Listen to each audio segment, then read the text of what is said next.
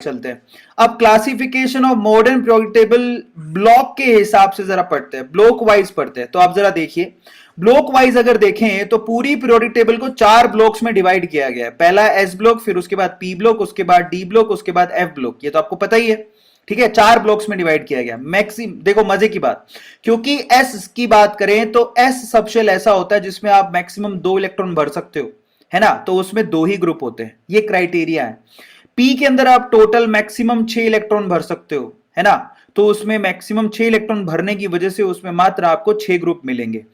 D block में maximum आप 10 electron भर सकते हो, तो उसमें आपको 10 ग्रुप मिलेंगे। और एफ सबशेल के अंदर आप टोटल, ये ऑर्बिटल नहीं लिखिएगा, सबशेल लिखिएगा। सबशेल के अंदर आपको टोटल 14 इलेक्ट्रॉन आप भर सकते हो, इसलिए वहां पर 14 ग्रुप आपको दिखेंगे।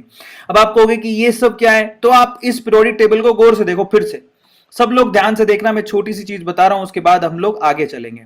तो मेरी बात ध्यान से सुनो, इन दोनों को मिला के क्या बोलते हैं, ये दोनों मिला के बोलते हैं एस ब्लॉक। अभी थोड़ी देर पहले ही बोला था, क्योंकि एस ब्लॉक में 2 ही ग्रुप होते हैं, क्योंकि एस में 2 ही इलेक्ट्रॉन भरे जा सकते हैं। अब यहां से 13 से लेके 18 तक इसको बोलते हैं पी ब्लॉक। अब आप पी ब्लॉक में टोटल 6 ग्रुप दिखेंगे आपको, ठीक है। एस ब्लॉक में 2 ग्रुप दिखे, पी ब्लॉक में 6 ग्रुप, डी ब्लॉक में आपको 10 ग्रुप दिखेंगे। ये टोटल ग्रुप काउंट कर लो, ये 10 हैं। ये डी ब्लॉक है, 10 ग्रुप दिखेंगे। और जब नीचे नीचे आप देखोगे, बड़ी बड़ी सी लाइन जो दिखाई दे रही है आपको, जो बिल्कुल नीचे देखोगे, ये आपका एफ ब्लॉक है। इसमें टोटल 14 आप लोगों को कॉलम दिखाई देंगे। ये एफ ब्लॉक है, जिसको इनर ट्रांजिशन मेटल भी कहते हैं। ये आपके टोटल 14 आप लोगों को रोज दिखाई देंगी, सॉरी कॉलम्स दिखाई देंगे, 14 कॉलम्स, है ना। तो ये इसकी हम लोग बात कर रहे थे, जो मैं आप लोगों को बता रहा था। चलिए, अब आपको मालूम पड़ गया। अब आप जरा गौर से देख करो, जो एस ब्लॉक वाले एलिमेंट होते हैं उनको एस ब्लॉक वाले एलिमेंट क्यों कहते हैं, क्योंकि उनका लास्ट इलेक्ट्रॉन एनएस यानी कि एस में भरा जाता है।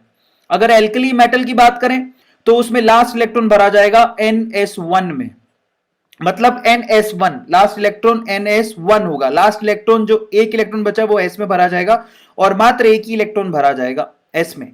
जबकि अगर हम लोग ग्रुप नंबर 2 की बात करें तो इनका लास्ट इलेक्ट्रॉन का कॉन्फ़िगरेशन वो होगा NS2।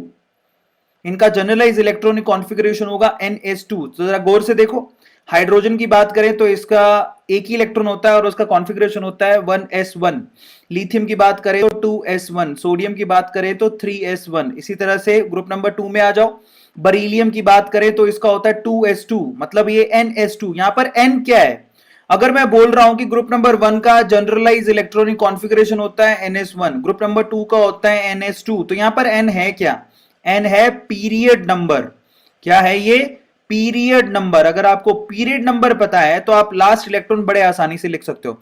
मैग्नीशियम के केस में 3s2, कैल्शियम के केस में 4s2, इस तरह से इसको लिखा जाता है। Is this clear to all of you. चलिए अब हम पी ब्लॉक की बात करते हैं। पी ब्लॉक में जो, अगर हम 13 नंबर ग्रुप की बात करें तो उसका जनरलाइज इलेक्ट्रॉनिक कॉन्फ़िगरेशन होता है, कौन बताएगा इसका जनरलाइज इलेक्ट्रॉनिक कॉन्फ़िगरेशन क्या होता है, कोई बता सकता है। जैसे कि अगर हम लोग बात करें चलो बोरॉन की, तो टोटल 5 इलेक्ट्रॉन होते हैं। कैसे भरोगे, 1s2, उसके बाद 2s2, और उसके बाद भरा जाता है 2p1। तो इसका जनरलाइज इलेक्ट्रॉनिक कॉन्फ़िगरेशन होता है, जरा आप ध्यान से देखो, NS2 एंड NP1। ये इसका जनरलाइज इलेक्ट्रॉनिक कॉन्फ़िगरेशन होता है 13 नंबर ग्रुप का। और N का मतलब क्या होता है, पीरियड नंबर। समझ में आ गया, NS2 NP1। इसी तरह से 14 नंबर ग्रुप का जनरलाइज इलेक्ट्रॉनिक कॉन्फ़िगरेशन क्या होता है, NS2 NP2। इसी तरह से 15 नंबर ग्रुप का क्या होता है, NS2 NP3। 16 का क्या होता है, NS2 NP4। ये तो आपको लिखना आता होगा बचपन से ही। उसके बाद 17 का क्या होता है, NS2 NP5। और 18 का क्या होता है, NS2 NP6। ये इस तरह से भरे जाते हैं। सबको समझ में आ गया, आई थिंक ये आपने बचपन में पढ़ लिया होगा। ये इनके जनरलाइज इलेक्ट्रॉनिक कॉन्फ़िगरेशन है। अगर पूरे पी ब्लॉक के पूछूं, अगर किसी ने आपसे ये पूछ लिया कि बताओ पूरे पी ब्लॉक का जनरलाइज इलेक्ट्रॉनिक कॉन्फ़िगरेशन क्या है, तो आप क्या बोलोगे, बोलोगे NS2, मतलब S में तो 2 इलेक्ट्रॉन आएंगे। उसी तरह से NP के अंदर 1 से लेके 6 तक कितने भी इलेक्ट्रॉन आ सकते हैं, that depends upon the group. आया समझ में।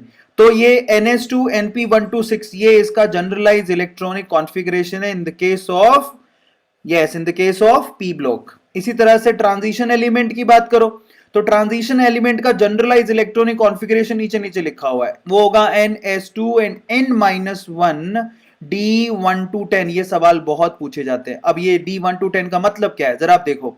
मान लो कि आपको बोला चलो ना एक काम करिए सर, अभी ना आप एक तो हमें लिख के दिखाइए क्रोमियम का इलेक्ट्रॉनिक कॉन्फ़िगरेशन और एक हमें लिख के दिखाइए कॉपर का इलेक्ट्रॉनिक कॉन्फ़िगरेशन। तो क्रोमियम का एटॉमिक नंबर कितना होता है 24, कॉपर का कितना होता है 29। अब कहते हैं इनके इलेक्ट्रॉनिक कॉन्फ़िगरेशन को लिखिए, तो कैसे लिखोगे? ऑर्गन तक तो 18 हो गए, उसके बाद 24 भरने, उसके बाद क्या करोगे 3D के अंदर कितने लिखे जाते हैं 5, और 4s में कितना आता है 1। ये एक एक्सेप्शन है बाय द वे। तो ये जो एक्सेप्शन है क्रोमियम एंड कॉपर, ये जनरलाइज ये जो फॉर्मूला है उसको तोड़ता है, क्योंकि जनरलाइज फॉर्मूला तो आपको ये कहता है कि NS में 2 इलेक्ट्रॉन होने चाहिए, लेकिन क्रोमियम में ऐसा नहीं होता। तो क्रोमियम एक एक्सेप्शन है जहां पर 4s में एक ही इलेक्ट्रॉन भरा हुआ है। समझ में आ रहा है? NS, N क्या है यहां पर?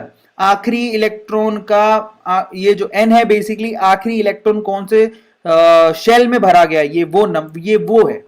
आया समझ में? इसी तरह से चलो कॉपर की बात कर लेते हैं। If we talk about copper, तो उसका इलेक्ट्रॉनिक कॉन्फ़िगरेशन क्या होता है? ऑर्गन, उसके बाद 3D में होता है 10 और 4s में कितना होता है? 4s में होता है 1। तो ये भी एक एक्सेप्शन है जो कि इसके जनरलाइज फॉर्मूले को तोड़ता है। बाकी सब जनरलाइज फॉर्मूले को यस फॉलो करते हैं। जैसे कि मान लो अगर मैं बोलूं चलो मैंगनीज का लिख के बताओ, तो मैंगनीज के लिए क्या लिखोगे? ऑर्गन तक 18 हो गया, 25 इसका इलेक्ट्रॉनिक 25 इसका एटॉमिक नंबर होता है। उसके बाद 3D में कितने भरोगे और 4s में कितने भरोगे? 4s में 2 भरोगे, 20 हो गए, 20 और 5 यहां भरोगे। तो ये हो गया देखो NS2 एंड N-1 5। आ गया समझ में? ये इसको फॉलो करता है, इस फॉर्मूले को फॉलो करता है। तो इस फॉर्मूले को फॉलो कौन नहीं करता? जैसे कि क्रोमियम और कॉपर फॉलो नहीं करता, दैट इज एक्सेप्शन। बाकी फॉलो करते हैं। आई थिंक रेयर एक्सेप्शन आप लोगों को दिखेगा, मे बी कैडमियम भी एक एक्सेप्शन है। ठीक है, सो इस तरह से आप लोगों को इसको लिखना होता है। अब एफ ब्लॉक की बात कर लेते हैं। सब लोग एफ ब्लॉक का जनरलाइज फॉर्मूला जरूर याद रखना, क्योंकि सवाल बहुत पूछा जाता है कि एफ ब्लॉक का जनरलाइज इलेक्ट्रॉनिक कॉन्फ़िगरेशन क्या है। तो वो जनरलाइज इलेक्ट्रॉनिक कॉन्फ़िगरेशन है N-2 F1 to 14, मतलब F में आप 14 तक इलेक्ट्रॉन भर सकते हो। समझ में आ गया? उसके बाद N-2 के बाद आएगा N-1 D1 to 2 और NS2। ये इसका जनरलाइज इलेक्ट्रॉनिक कॉन्फ़िगरेशन होता है। प्लीज आप इसको लिख लो। ठीक है, 0 से 2 होता है, कभी कभार D में 0 भी आ जाते हैं। तो ये होता है भाई N-2 F के अंदर 14 इलेक्ट्रॉन, N-1 D के अंदर 0 से लेके 2 इलेक्ट्रॉन और NS2 S के अंदर 2 इलेक्ट्रॉन। इस तरह से इनके जनरलाइज इलेक्ट्रॉनिक कॉन्फ़िगरेशन को लिखा जाता है, जो कि बहुत इंपॉर्टेंट है। चलिए अब हम आगे चलते हैं। आगे मूव करने से पहले अपन